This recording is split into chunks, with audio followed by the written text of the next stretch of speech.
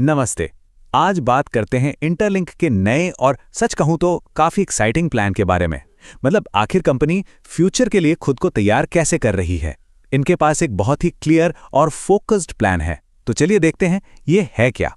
तो सबसे बड़ा सवाल तो यही उठता है कि आखिर इंटरलिंक का फ्यूचर के लिए नया प्लान है क्या।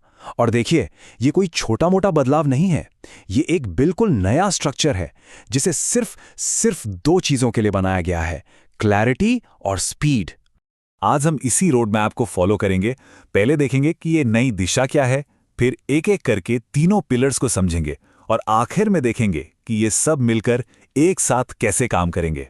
तो शुरू करते हैं पहले सेक्शन से, एक बिल्कुल साफ नई दिशा। मतलब इस नए स्ट्रक्चर का गोल क्या है?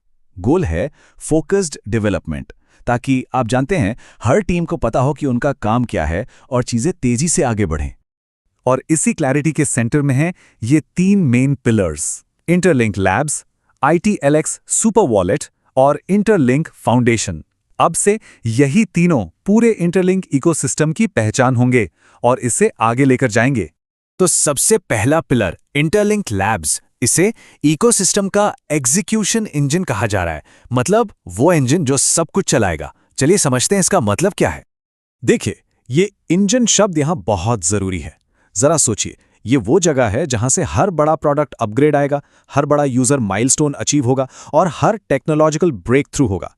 मतलब असल में सारा का सारा ग्राउंड वर्क वो यहीं पर होगा। अब जरा इनकी रोज की जिम्मेदारियों पे नजर डालते हैं।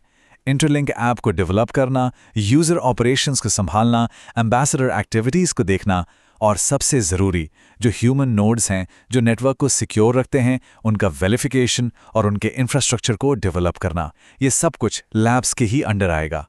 और अगर फ्यूचर की बात करें तो लैब्स का मिशन सिर्फ बड़ा होना नहीं है, बल्कि चीज़ों को और बेहतर और स्केलेबल बनाना है। गोल एक ऐसा मजबूत इंफ्रास्ट्रक्चर तैयार करना है जो पहले लाखों और फिर दुनिया भर के अरबों यूजर्स का लोड आराम से उठा सके। चलिए अब आते हैं दूसरे पिलर पर, ITLX सुपर वॉलेट। इसको समझिए इकोसिस्टम का गेटवे, मतलब एंट्री पॉइंट। ये यूजर्स के लिए पहला कॉन्टैक्ट पॉइंट होगा। तो इस वॉलेट का मेन काम क्या है? इसका काम है पूरे ब्लॉकचेन इकोसिस्टम में यूजर एक्सपीरियंस को एकदम टॉप क्लास बनाना। ये सिर्फ एक वॉलेट नहीं है, बल्कि एक ऐसा आसान रास्ता है जो नए यूजर्स को बिना किसी परेशानी के सिस्टम के अंदर लेकर आएगा।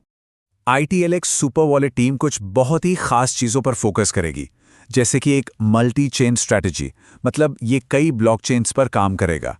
फिर ऑन चेन सर्विसेज, एक इंटरलिंक्ड वीजा कार्ड और आसान ऑन रैंप और ऑफ रैंप सॉल्यूशंस, यानी फियाट से क्रिप्टो और क्रिप्टो से वापस फियाट में बदलना एकदम आसान हो जाएगा। और हाँ, ये इंटरलिंक ब्लॉकचेन और डैप्स को भी पूरा सपोर्ट देगा।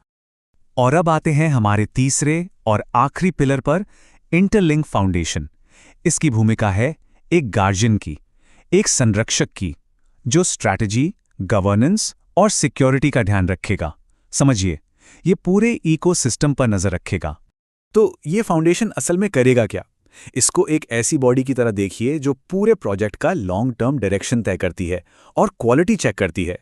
और सबसे जरूरी बात, ये प्रोजेक्ट के लंबे समय के फायदे को प्रोटेक्ट करती है। ये जो कोट है ना, ये ट्रस्ट बनाने के लिए बहुत जरूरी है। इसमें साफ साफ कहा गया है कि बोर्ड मेंबर्स बहुत ज्यादा डिसिप्लिन्ड होंगे और वो हमेशा इंटरलिंक के लॉन्ग टर्म फायदे को ही सबसे ऊपर रखेंगे, किसी भी शॉर्ट टर्म गेन से पहले। और ये स्लाइड हमें दिखाती है कि फाउंडेशन के पास कितना बड़ा फाइनेंशियल और स्ट्रेटेजिक कंट्रोल होगा।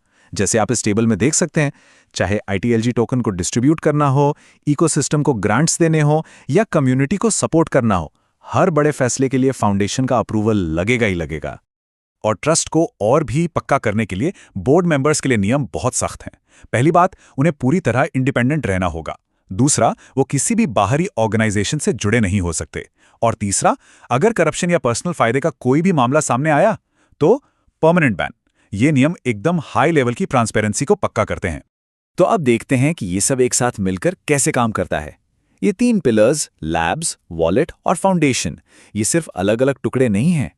नहीं, ये मिलकर एक बहुत ही पावरफुल और यूनिफाइड स्ट्रैटेजी बनाते हैं। और ये सब कुछ एक बहुत बड़े मिशन के लिए है, एक ऐसा पेमेंट इकोसिस्टम बनाना जो इंटरलिंक को एक ग्लोबल रिजर्व एसेट के तौर पर खड़ा कर दे। हाँ, ये एक बहुत बड़ा और एम्बिशियस गोल है, लेकिन एकदम क्लियर है और यही पूरी टीम को मोटिवेट कर रहा है। और इस पूरी बातचीत को इस कॉन्फिडेंस से भरे कोट के साथ खत्म करते हैं। ये क्या दिखाता है? ये दिखाता है कि टीम में कितनी एनर्जी और डेडिकेशन है। मतलब मार्केट शांत हो या तूफानी, ये प्रोजेक्ट आज भी सबसे तेजी से आगे बढ़ने वाले प्रोजेक्ट्स में से एक है। और आखिर में एक सवाल सोचने के लिए छोड़ जाते हैं, क्या ये नया फोकस्ड स्ट्रक्चर सच में इंटरलिंक को अरबों यूजर्स तक पहुंचा पाएगा? ये वो सवाल है जो हमें इस प्रोजेक्ट के जबरदस्त पोटेंशियल के बारे में सोचने पर मजबूर करता है।